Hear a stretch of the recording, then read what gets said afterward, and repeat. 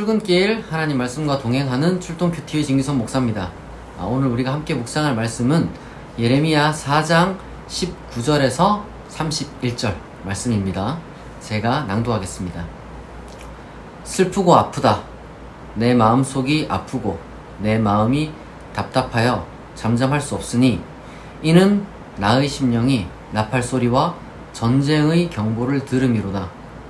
패망에 패망이 연속하여 온 땅이 탈취를 당하니 나의 장막과 휘장은 갑자기 파멸되도다. 내가 저 깃발을 보며 나팔 소리 듣기를 어느 때까지 앓고 내 백성은 나를 알지 못하는 어리석은 자요 지각이 없는 미련한 자식이라. 악을 행하기에는 지각이 있으나 선을 행하기에는 무지하도다. 보라, 내가 땅을 본즉 혼돈하고 공허하며 하늘에는 빛이 없으며 내가 산들을 본즉 다 진동하며 작은 산들도 요동하며 내가 본즉 사람이 없으며 공중의 새가 다 날아갔으며 보라, 내가 본즉 좋은 땅이 황무지가 되었으며 그 모든 성읍이 여호와의 앞 그의 맹렬한 진노 앞에 무너졌으니 여호와께서 이와 같이 말씀하시길 이 온 땅이 황폐할 것이나 내가 진멸하지는 아니할 것이며 이로 말미암아 땅이 슬퍼할 것이며 위의 하늘이 어두울 것이라. 내가 이미 말하였고 작정하였고 후회하지 아니하였은즉 또한 거기서 돌이키지 아니하리라 하셨음이로다. 기병과 활 쏘는 자의 함성으로 말미암아 모든 성읍 사람들이 도망하여 수풀에 들어가고 바위에 기어오르며 각 성읍이 버림을 당하여 거기 사는 사람이 없나니 멸망을 당한 자여 네가 어떻게 하려느냐. 네가 붉은 옷을 입고 금장식으로 단장하고 눈을 그려 꾸밀지라도 네가 화장한 것이 헛된 일이라. 연인들이 너를 멸시하여 네 생명을 찾느니라. 내가 소리를 들은즉 여인의 해산하는 소리 같고 초산하는 자의 고통하는 소리 같으니 이는 시온의 딸의 소리라. 그가 헐떡이며 그의 손을 펴고 이르기를 내게 화가 있도다. 죽이는 자로 말미암아 나의 심령이 피곤하도다 하는도다. 아멘. 예레미야가 실제로 이 바벨론 그 침략으로 인해서 예루살렘이 멸망하는 장면을 이렇게 목도하고 이제 그러한 내용을 이제 회고적으로 지금 담은 그러한 장면이 우리에게 보이고 있습니다. 그러니까 실제로 지금 예루살렘에 들어와서 모든 걸 다 초토화시키는 그러한 너무 적나라한 그런 내용이 여기에 있는 것이죠. 시온의 딸이라는 이 표현이 예루살렘 그 도시, 특히 이제 예루살렘 성전을 이제 가리키는 은유적 표현인데요. 이제 이 고대에는 이 전쟁에서 이 패배하는 그 민족들을 묘사할 때 조금은 이제 뭐랄까 잔인한 표현이지만 그 은유적인 표현이지만 어쨌거나 또 실질적인 직접적인 뭐 표현이기도 한데 거의 이제 유린당하는, 특히 이제 강한 어떤 그 남자에게 약한 여자가 유린당하는 그런 식으로 이제 표현을 많이 했습니다. 그래서 이 시온의 딸이라는 표현이 종종 이제 사용되긴 하는데 긍정적으로 사용될 때도 뭐 없잖아 있습니다만은 사실은 그게 조금은 전쟁에서 유린당하는 그러한 모습을 조금 이제 상징적으로 표현하는 되게 비극적인 표현이에요, 사실. 이제 그러한 내용을 지금 담고 있는데 여기서 중요한 것은 지금 예레미야가 어떤 심정으로 이런 예언을 하고 있는지 우리가 지금 그걸 살펴볼 필요가 있습니다. 그러니까 우리가 흔히 예레미야를 뭐 눈물의 선지자 뭐 이렇게 이제 표현을 하잖아요. 그 이유가 뭐냐면은 예레미야가 그래 이 악을 저지른 이 이스라엘 민족 그래 한번 망할 때가 됐다, 잘 망했다 라고 하는 게 아니라 너무 괴로운 거예요, 사실. 하나님의 진노는 피할 수가 없고 이 뭔가 이 정해진 이 한 번은 정말 싹 멸망해버려야 되는 이제 이 현실 앞에서 예레미야는 슬퍼하는 거죠. 슬퍼하고 탄식하고 괴로워하고.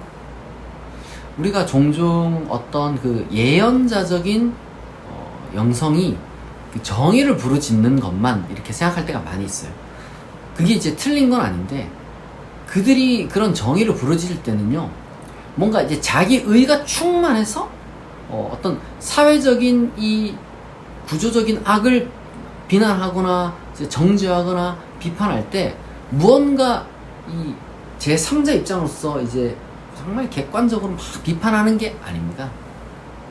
슬퍼하면서 비판하는 거예요. 너무 슬퍼하고 괴롭고. 왜냐하면 이 심판을 피할 수가 없는 거죠. 여러분, 우리가 그런 생각을 반드시 가져야 돼요. 하나님은 우리가 이제 죄를 저질렀다고 해서 우리를 버리는 분은 아닌데, 적어도 우리가 저지른 잘못에 대해서 그 대가를 분명히 이제 치르게 하시는 분입니다. 그리고 스스로가 우리가 그 대가를 치러야 한다는 그런 어떤 그 자기 책임적인 그런 태도가 분명히 우리한테 있어야 돼요. 잘못 저질렀으면 당연히 당당하게라는 표현이 좀 웃긴데, 이제 어쨌든 자기가 받아야 되는, 감수해야 되는 그 벌을 우리가 이제 피하면 안 되죠. 저는 이런 용서가, 하나님의 용서라는 것이 너무 뭐랄까 가볍게, 우리 이제 본헤퍼라는 이제 독일의 훌륭한 그 학자분이 그런 표현을 썼잖아요. 값싼 은혜다. 값싼 은혜. 싸구려 은혜다.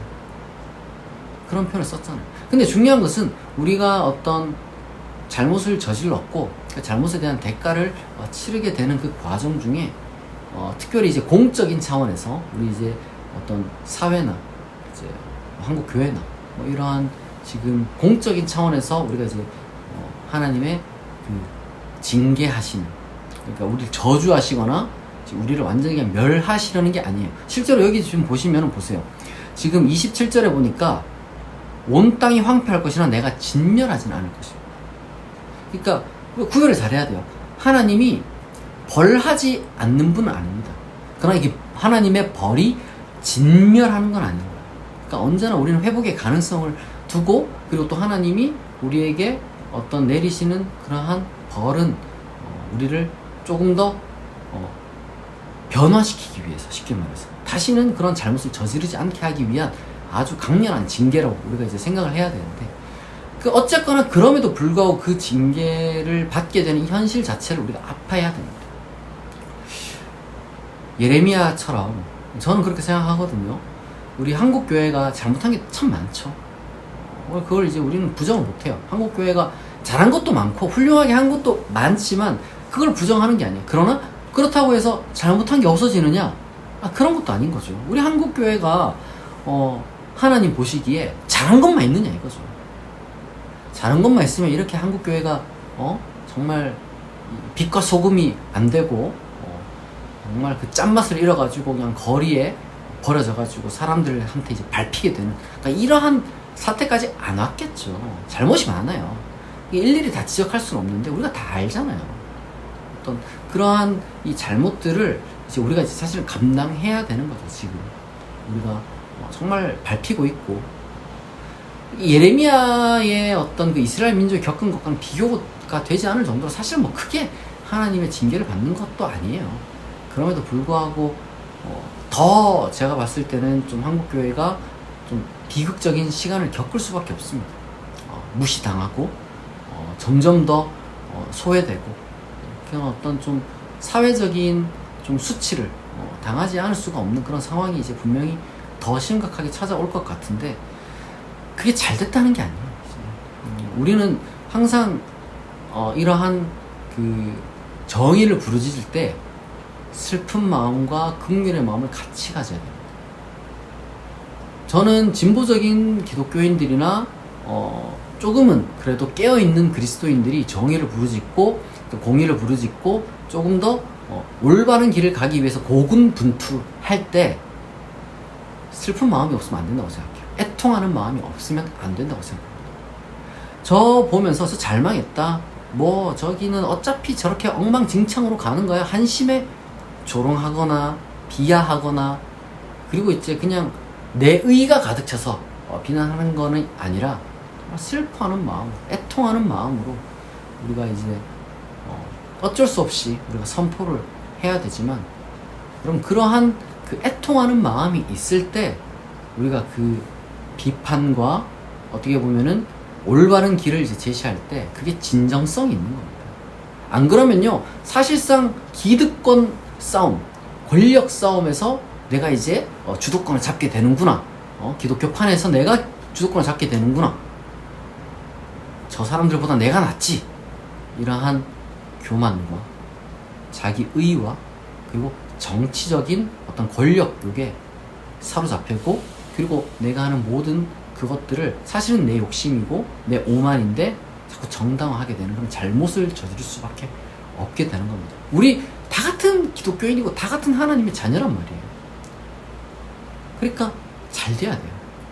누군가가 여러분 잘못하고 어떤 어긋난 길을 갈 때 여러분 속 시원한 그런 마음으로 비판하고 뭐 이렇게 지적할 것이 아니라 정말 좀 진심으로 그 사람을 위하는 마음이 내 속에 있는지 살펴보고, 그 다음에 우리가 뭔가 이제 지적을 하더라도 그 사랑하는 마음으로 여러분 지적해야 됩니다. 예레미야가 그랬어요. 예레미야는 그래서 슬퍼했습니다. 잘 됐다, 잘 망했다 이렇게 하는 게 아니라 슬프고 내 마음이 아프고 너무 괴롭다 이렇게. 그렇게 우리가 하나님의 어떤 그 심판을 뭐랄까 좀 제3자적으로 객관적으로 그렇게 이제 중립적으로 이제 바라볼 것이 아니라 우리 모두의 이제 아픔이고 우리 모두의 슬픔이라는 그러한 좀 긍휼한 마음을 갖고 우리가 비판을 하더라도 그런 마음을 잃지 않아야 됩니다. 그래야 여러분 진정한 회복이 우리 가운데 있을 수가 있고 진정한 변화가 있을 수가 있어요. 그렇잖아요. 가혹하게만 대하면은 여러분 세상에 그 가혹하게만 대한다고 해서 그 세상이 사람이 변합니까? 그렇지 않죠. 정당한 잘못을 묻지만 그 가운데 긍휼이 있을 때, 사랑이 있을 때, 애정이 있을 때 여러분 그게 의미가 있는 거예요. 다시 말해서 누군가가 정말 잘못을 저질렀고 사회가 정말 잘못 갈지라도 회복 가능성을 염두에 두고, 그리고 이 잘못해서 그가 잘못되어서 이제 지금 벌을 받게 되고 대가를 치르게 되는 것을 그 자체를 부정하자는 게 아니라 그것을 좀 함께 아파할 수 있는 그러한 넓은 마음, 긍휼한 마음을 우리가 가질 수 있으면 좋겠습니다. 같이 이 말씀을 생각하면서 기도하겠습니다.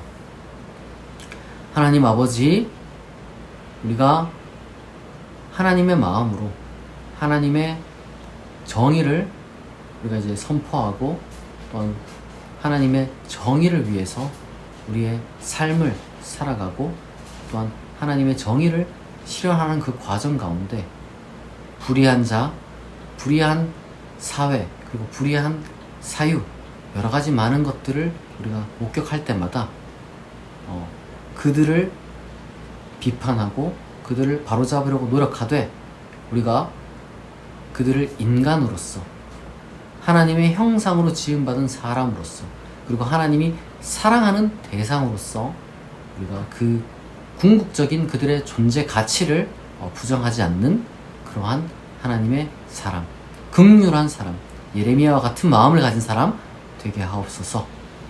우리가 사랑과 정의의 마음을 함께 지닌 그리스도인 될 수 있도록 아버지께서 우리를 붙들어 주시옵고 감사드리며 예수 그리스도의 이름으로 기도합니다.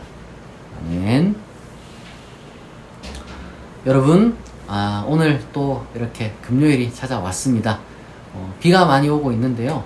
여러분, 이 폭우 조심하시고요. 그리고 또 여러분들에게 맡겨진 일들을 정말 잘 감당하시길 바랍니다.